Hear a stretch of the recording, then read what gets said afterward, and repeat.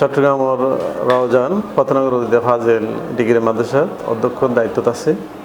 অনেক দক্ষ অভিজ্ঞ ওস্তাদের সান্নিধ্য পাওয়ার সুযোগই অসংখ্য ছাত্র আছে। তারা অনেকেই ভালো ভালো পজিশনে দায়িত্ব পালন করে। পড়ালেখা সাতরানীলা কামিল মাদ্রাসাতে আর শুরু।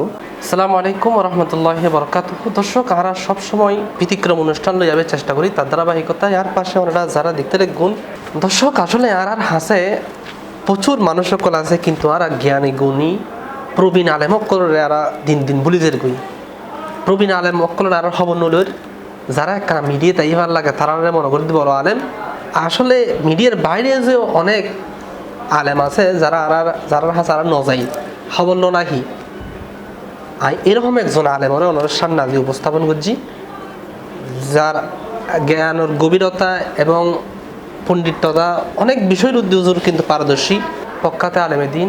আসলে যারা মিডিয়াত মানে অনেকে প্রচারণ করি হাজারো আলেমের উস্তাজ ফতেনগর ওদুদিয়া ফাজিল মাদ্রাসার অধ্যক্ষ আল্লামা আব্দুল মান্নান হুজুর। আজ এই হুজুর ওনার সামনে এসছি, আর হুজুরুল্লাহ একটু পরিচয় দিম আর কিছু বিষয় জানবার চেষ্টা করছুম।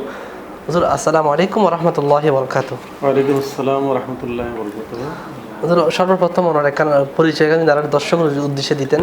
আর সম্মানিত দর্শকবৃন্দ, আর বেশি করে আর উপস্থাপক, সুযোগ্য প্রিয় ছাত্র কারি মৌলানা আরমান সাহেব। তো তো চট্টগ্রামের রাউজান পতনগর ফাজিল ডিগ্রি মাদ্রাসার অধ্যক্ষর দায়িত্বত আছে। ইতিপূর্বে দক্ষিণ চট্টগ্রামের ঐতিহ্যবাহী মাদ্রাসা সাতরানীলা কামিল মাদ্রাসা সহকারী অধ্যাপক আরবি হিসেবে আসছিলাম। পড়ালেখা আসলে ওই সাতরানীলা কামিল মাদ্রাসাতে আর শুরু, একেবারে ওই পঞ্চম শ্রেণীর তুলে শুরু লেখাপড়া কামিলে শেষ করি। এরপরে ওই চট্টগ্রাম বিশ্ববিদ্যালয়ের আরবি বিভাগও অনার্স এবং মাস্টার্স কমপ্লিট করি। তো এরপরেই ওই শিক্ষকতাতেই যোগদান। আসলে বর্তমান সকলে কিভাবে লেখাপড়া করলে অনার মতো আলেম সম্ভব, মানে এখানে যদি হইতেন।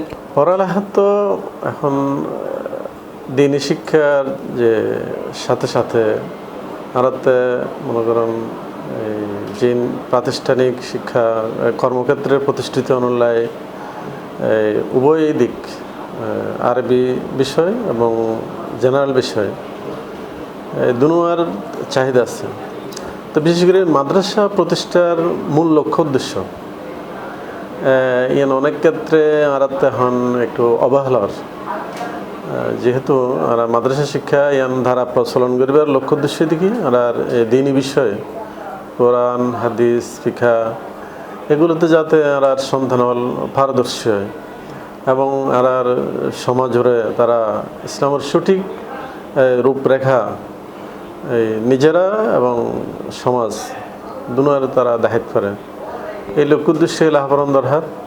তো সে ব্যাপারে বর্তমান যারা সিলেবাস প্রণীত আছে, শিক্ষকতা পেশার যারা আছে, যারা নেতৃস্থানীয় ওলামা ইকরাম আছে, শিক্ষক প্রতিনিধি সংগঠন, তারা হচ্ছে অনুরোধ যে আর ফল যাতে আরবি বিষয়ের মধ্যে ভালো করে বিশেষ করে আরবি বিষয় আরবি ব্যাকরণ সচেতন হয়, আরবি ভাষা তারা তো দক্ষতা অর্জন হয়, তাহলে তারা এই কোরআন হাদিস শিক্ষা এই বিষয়ে ভালো করে থাকব এবং আর সমাজ উপকৃত হব, নিজেরা উপকৃত হব।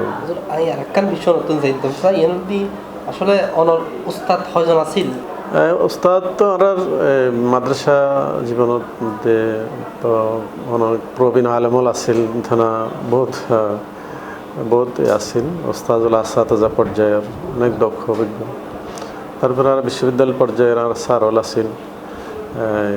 তারা তো আর সান্নিধ্য পায় যেন নারা ধন্য হয়, অনেক দক্ষ অভিজ্ঞ ওস্তাদুল সান্নিধ্য পাওয়ার সুযোগই।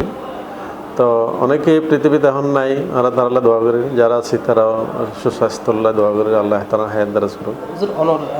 মানে শিক্ষকতার বয়স কয় বছর ধরে শিক্ষকতা এখন তো প্রায় 26-27 মতো আর কি শিক্ষকতা।